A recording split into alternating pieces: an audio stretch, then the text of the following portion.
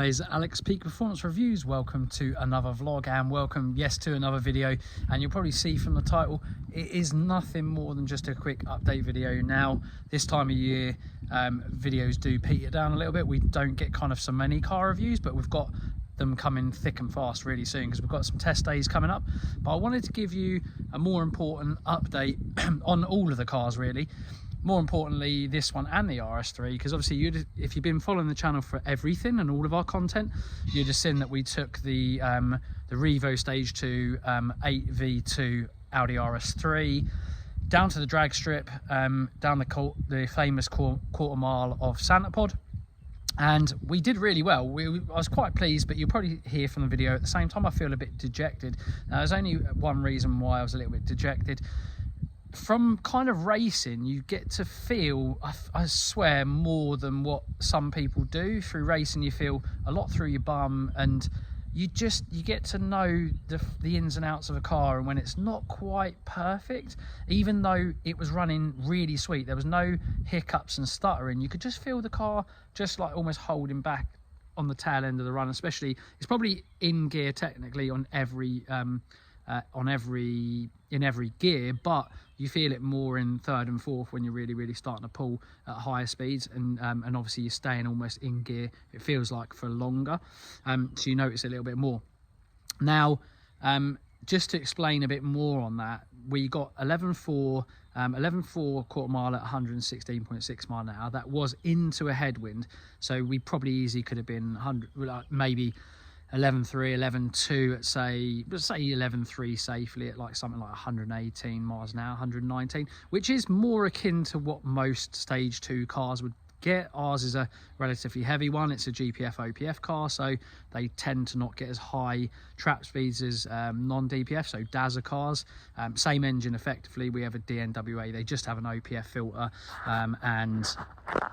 and or if GPF, and what that does is it just restricts it up at top a little tiny bit, so we're not too far off with the trap speeds what you'd expect for a stage 2 car, probably a little tiny bit down.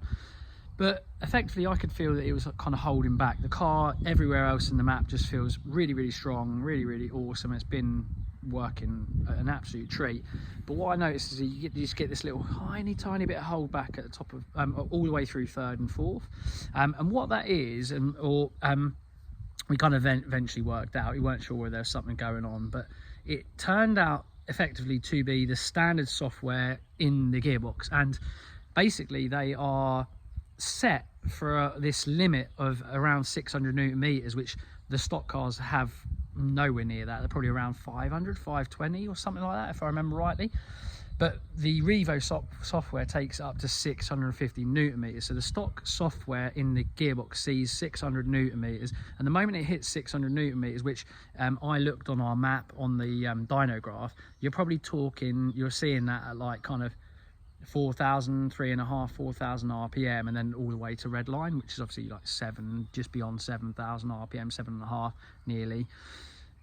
So at that point, all the way in your major power band, when you're in kind of say fourth, really going for it, and third and fourth, it basically sees over 600 Newton meters, 650 Newton meters, and it just holds it back, so it won't give you kind of like effectively full power and what you'd see on how it should be. Like you'll see it on the dyno, it's giving you 650 Newton meters, but it will just taper off. And because we're driving the car hard for constant periods of time, the gearbox sees that, and it does some stuff with the ECU, and it just holds it back for safety, because it thinks, the gearbox, we're rating it only to 600 Newton meters, and it holds it back, and it doesn't give you the full power, full torque. So it restricts you.